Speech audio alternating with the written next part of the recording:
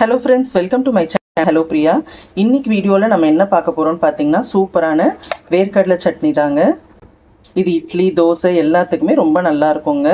ரொம்ப ஈஸியான ரெசிபியும் கூடங்க. ஆனால் டேஸ்ட் பார்த்தீங்கன்னா ரொம்ப நல்லாயிருக்கும். ஹோட்டல்ஸ்லலாம் நம்ம சாப்பிட்ற அதே சுவையில் இருக்குங்க.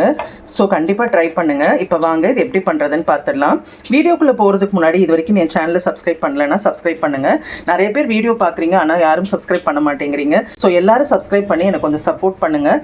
வாங்க இப்போ வீடியோக்குள்ளே போயிடலாம். இப்போ ஒரு பேன் வச்சுட்டு பேன் நல்லா சூடானதும் 1 கப் வேர்க்கடலை எடுத்திருக்கேங்க.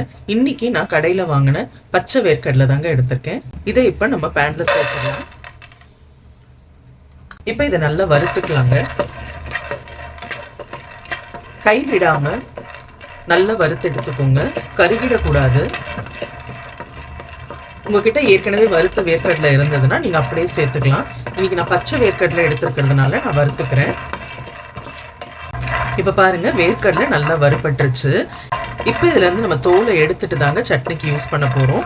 உங்களுக்கு தோலோட அரைக்கிறது பிடிக்கும்னா நீங்க அப்படியே அரைச்சு எடுத்துக்கலாம். இதை ஒரு பிளேட்ல மாத்திக்கலாம். இப்போ அதே பேனில் ஒரு 1/2 டேபிள் ஸ்பூன் எண்ணெய் விட்டுக்கோங்க. எண்ணெய் சூடானதும் நான் ஒரு 5 காஞ்ச மிளகாய் சேர்க்குறேங்க காரத்துக்காக.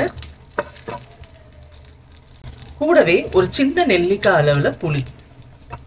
இப்போ இதை நல்லா வறுத்துடலாம். புளியும் காஞ்ச மிளகாயும் நீங்கள் வறுத்து சேர்க்கும் போது இதனுடைய ருசி இன்னுமே நல்லா இருக்குங்க. காஞ்ச மிளகாய் வறுக்கிறதுனால சட்னிக்கு ஒரு நல்ல கலரும் உங்களுக்கு கிடைக்குங்க. இப்போ நல்லா வறுபட்டுருச்சுங்க. நம்ம இதையும் தனியாக எடுத்துடலாம். இப்போ பாருங்க, நான் வேர்க்கடலையே நல்லா தோல் எடுத்துட்டு வந்துட்டேன். கொஞ்சம் வேர்க்கடலை மட்டும் நான் தோல் எடுக்காம வச்சிருக்கேன். உங்களுக்கு இந்த மாதிரி சேர்க்கணும்னாலும் சேர்த்துக்கலாம், இல்லை முழுசா தோல் எடுத்தோ இல்லை தோல் எடுக்காமல கூட நீங்க சேர்த்துக்கலாங்க. இப்போ மிக்ஸி ஜார்ல நம்ம வேர்க்கடலை ஃபர்ஸ்ட் சேர்த்துடலாம்.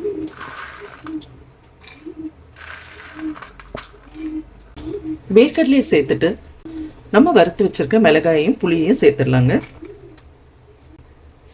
இப்போ இது கூடவே ஒரு 1/4 கப்புக்கு தேங்காய் சேர்த்துக்கிறேங்க. இப்போ நம்ம சட்னிக்கு தேவையான உப்பு சேர்த்துடலாம். இப்போ இதை நல்லா அரைச்சி எடுத்துட்டு வந்துடுறேங்க. இப்போ பாருங்க, நான் நல்லா அரைச்சி எடுத்துட்டு வந்துட்டேன். உங்களுக்கு டெக்ஸ்டர் பார்த்தீங்கன்னா இந்த மாதிரி இருக்கணுங்க. ரொம்ப நைஸாக அரைக்கக்கூடாது. நைஸாக அரைச்சிங்கன்னா உங்களுக்கு வேர்க்கடலையோட டேஸ்டே தெரியாது. இப்போ நம்ம இதை ஒரு பவுலுக்கு ட்ரான்ஸ்ஃபர் பண்ணிக்கலாம். இப்போ சட்னி பார்த்தீங்கன்னா ரொம்ப திக்காக இருக்கிறதுனால நம்ம அரைச்ச மிக்சிலேயே கொஞ்சமாக தண்ணி கலந்து நான் ஆட் பண்ணிக்கிறேன்.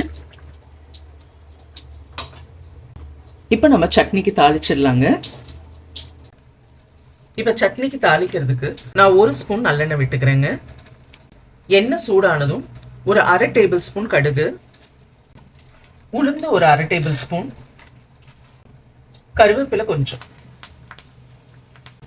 கூடவே ஒரே ஒரு காஞ்ச மிளகாய் கில்லாம முழுசா அப்படியே சேர்த்துக்கோங்க. இது மாதிரி பண்றதுனால நல்ல வாசமா இருக்கும் சட்னி. 1/4 ஸ்பூனுக்கும் குறைவா பெருங்காயத்தூள்.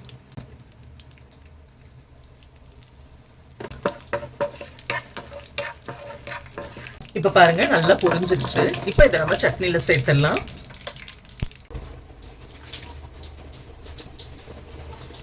அவ்வளோதாங்க, சூப்பரான வேர்க்கடலை சட்னி ரெடி.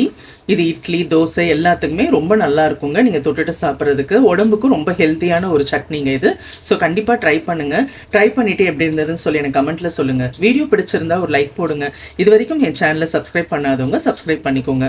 நம்ம இதே மாதிரி இன்னொரு வீடியோவில் சந்திக்கலாம்.